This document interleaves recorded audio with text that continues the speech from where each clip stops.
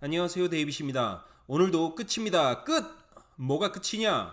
PC 스트라타 매니저 시험 합격 걱정은 이제 끝입니다. 가장 쉽게 하지만 제대로 배워서 한 번에 합격하실 수 있습니다.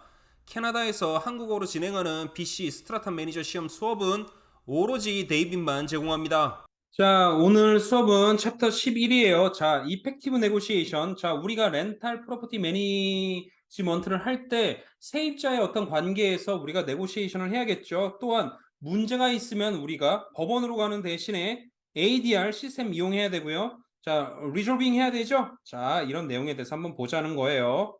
자, 이런 내용들은 예전에 다 했으니까 다른 챕터에서 했으니까 다 넘어가고 여기 6번으로 와서 6번부터 할게요. 자, 6번부터 하면 자, 기본적으로 우리가 이제 예전에 배웠던 거랑 조금 달라지는 여기서 좀 우리가 좀 심화적으로 배우는 게 이런 거예요. 이런 만약에 우리가 RTB 시스템을 이용할 때 디렉트 리퀘스트 프로세스라는 게 있고 파티시페이토리 히어링 프로세스라는 게 있다라는 거예요. 그러면 기본적으로 우리가 RTB에 무언가를 신고하면 집주인의 입장과 세입자의 입장이 있겠죠. 그러면 한 명의 입장만 듣고 판단할 수 없는 거잖아요. 아비트레이터가 당연히 집주인 입장도 들어보고 세입자 입장도 들어보고 다 들어본 다음에 결정을 해야 되겠죠. 그런 과정들을 우리는 파티시페이토리 히어링 프로세스라고 그래요. 그래서 이게 가장 일반적인 프로세스예요. 그래서 이게 우리가 당연히 알고 있는 프로세스인데 우리가 한 가지 더 배우는 게 이 디렉트 리퀘스트 프로세스라는 거예요. 이건 뭐냐면 자, 랜로드나 테넌트가 그냥 직접적으로 아주 그냥 간단하게 디스퓨트 해버리는 거예요. 뭐냐면 예를 들어서 10days 노티스 같은 거예요. 뭐냐면 10days 노티스는 RTB를 통해서 할 필요가 없다라는 거예요. 그렇겠죠. 그냥 집주인이 그냥 테넌트 주고 마는 거죠.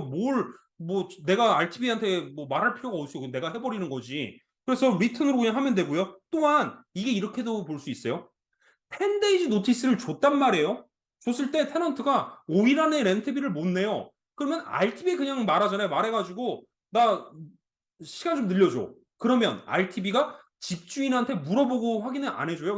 그냥 RTB가 지가 그냥 판단해서 그래 한 10일 늘려줄게. 지가 알아서 하잖아요. 그렇기 때문에 그냥 디렉트하게 아주 쉽게 되는 거. 요런 10days 노티스가 이 디렉트 리퀘스트 프로세스다. 요거 정도 알고 있으면 되는 거고요. 자, 넘어가서 자, 만약에 우리가 프로퍼티 매니저로서의 어떤 역할이 있을 거예요. 그랬을 때 만약 레지덴셜에서 어떤 테넌시에서 문제가 생겼어요. 그러면 이 클라이언트가 누구냐면 이거 세입자가 아니에요. 세입자는 나의 클라이언트가 될 수가 없어요. 프로퍼티 매니저 입장에서 나의 클라이언트는 누구예요? 언제나 집주인이에요. 왜냐? 나는 집주인을 대신해서 집주인의 그 부동산을 관리해 주는 사람이기 때문에 이 클라이언트는 언제나 집주인이에요. 세입자가 될 수는 절대로 없어요. 네, 프로퍼티 매니저의 클라이언트가 세입자가 되는 경우는 단 한 군데도 없어요. BC주는 그게 물법이에요. BC주에서는 프로퍼티 매니저의 클라이언트는 무조건 집주인이에요. 그럼 집주인의 책임은 뭐냐면요. 만약 RTB에 신고를 했을 때 히어링이 발생한대요. 그러면 히어링에 어떻게 해야 돼요? 자기가 참석을 해야죠. 자기가 참석을 해야 되거나 아니면 프로퍼티 매니저한테 네가 가서 가 이렇게 말을 해야겠죠? 그리고 만약 프로퍼티 매니저가 히어링에 참석한대요. 그러면 이런 집주인은 어떤 역할을 해야 돼요? 뭐 참석을 하든 안 하든 어쨌든 에비던스 이런 거 어떤 증거를 제공해 주는 역할을 당연히 해야겠죠. 자, 그다음에 프로퍼티 매니저의 역할은요. 자기가 이런 히어링에 나갈 수도 있고 안 나갈 수도 있고 아니면 뭐 집주인한테 네가 나가라 하면서 뭐 저기 프로퍼티 매니저가 어떤 도움을 주는 경우가 있겠죠. 그리고 그냥 이런 증인으로서의 역할을 할 수도 있고요. 뭐 여러 가지 역할을 할 수 있어요. 그런데 여기서 한 가지 우리가 생각해 봐야 될 점이 이거예요.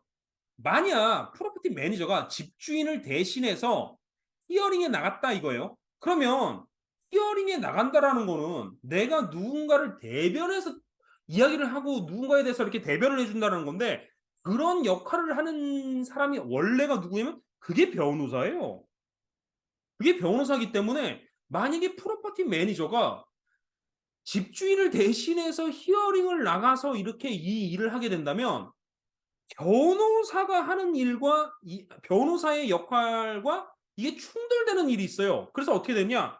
로 소사이어티 룰 이런 변호사 이런 법에 의해서 이런 게 컨플릭이 있을 수 있단 말이에요. 왜냐면 원래 어떤 내 클라이언트를 대신해서 무언가를 이야기하고 법적인 어떤 이야기를 하는 사람은 원래 변호사만 하게끔 돼 있잖아요. 그런데 우리 프로퍼티 매니저가 나가서 한단 말이에요. 그럼 이게 문제가 될 수 있다는 소리예요. 그러면 여기서 중요한 게 이거예요.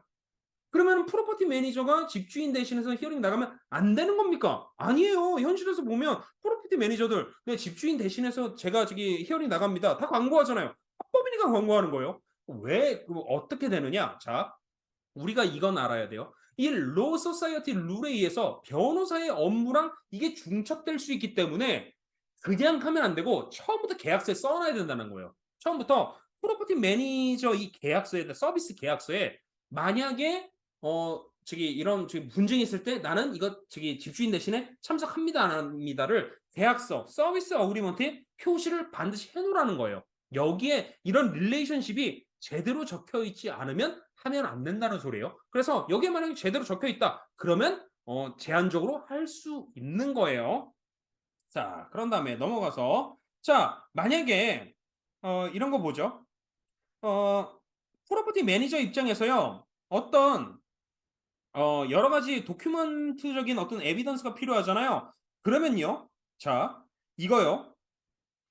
이거 어떤 우리 그러니까 세입자 측에서도 이런 에비던스가 필요할 수 있고 집주인 측에서도 이런 에비던스가 필요할 수 있죠. 그러면 그거 필요한 사람이 책임이 있다는 거예요. 이거 이런 거 도큐멘트 발생할 때 돈 써야 될 거 아니에요. 뭐 위트니스 할 때 돈 써야 되잖아요. 그거 그 사람이 책임져야 된다라는 거예요. 또한 포토코피를 하거나 메일을 하거나 이런 거 롱 디스턴스 차지가 있거나 이런 거 당연히 코스트로 상대방한테 부과할 수 있다라는 거죠. 그래서 이기면은 받는 거죠. 자, 넘어가서요. 자, 우리가 뭘 알아야 되냐면 자, 만약 레지던셜 테넌시 브랜치에서 결정이 나왔어요. 지금 아비트레이터가 아비트레이션을 내려줬어요. 그러면 자, 우리가 뭘 할 수 있느냐? 자, 이렇게 볼게요. 코렉션 오브 디시전이라는 게 있고 클래리피케이션 오브 디시전이라는 게 있어요. 자, 이거 다 15일 안에 해야 되는 건데 자, 이거 뭔 내용인지 한번 볼게요. 코렉션 오브 디시전은 뭐냐면 이런 거예요. 코렉션 오브 디시전은 RTB에서 디시전이 나왔어요. 뭐 어떻게 해라 나왔는데 내가 봤더니 여기에 그 뒤에 타입 에러가 있어요. 아니면 숫자적으로 무슨 에러가 있어요. 그러면 RTB에 말해서 야 이게 글자가 틀린 것 같은데 이거 숫자가 좀 잘못된 것 같은데 이거 다시 해줘. 그게 코렉션 오브 디시전이에요. 그리고 이 두 번째 클래리피케이션 오브 디시전은 뭐냐면 결과가 나왔는데 내가 읽어봐도 뭔 소리인지 모르겠어요. 이게 그래서 어쩌라는 거지? 이게 세입자가 이겼다는 거야. 뭐 집주인이 이겼다는 거야. 그래서 어쩌라는 거야. 내가 모르겠어요. 뭔 내용인지. 그랬을 때 RTB한테 야 읽어봤는데 뭔 소리인지 모르겠어. 너무 이게 언클리어해. 이거 좀 클리어하게 다시 해줘. 그래서 이 코렉션 오브 디시전과 클래리피케이션을 외워놔야 돼. 코렉션이라는 건 코렉트 한다는 거 말 자체가 뭔가 잘못된 걸 바꾼다라는 거죠. 이거 재 판결이 잘못됐다라는 거 아니에요. 어떤 거냐면 그냥 에러가 있는 거예요. 에러가 단순히 뭐 타이핑 에러라든지 숫자적인 에러. 그다음에 클래리피케이션은 분명하게 좀 해달라. 뭔 소리인지 모르겠다. 자 이거고요. 자 그다음에 우리가 RTB에서 아비트레이트의 결정인 아비트레이션은 법적으로 바인딩 하는 거고요. 바인딩 하고요.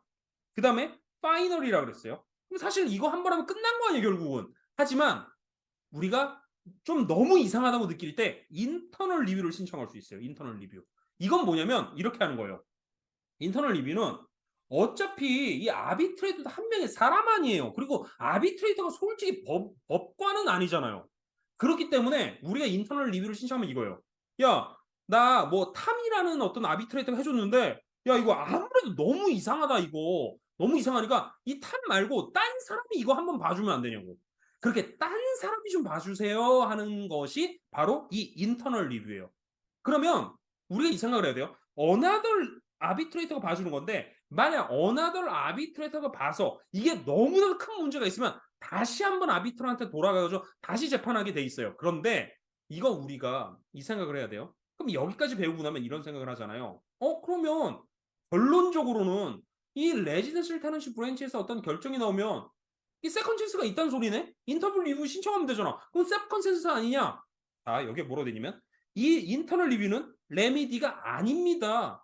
그리고 세컨 찬스가 아닙니다라는 말이에요. 네. 무슨 말이냐면 자, 이거예요. 인터널 리뷰가 왜 레미디가 아니고 세컨 찬스가 아니냐면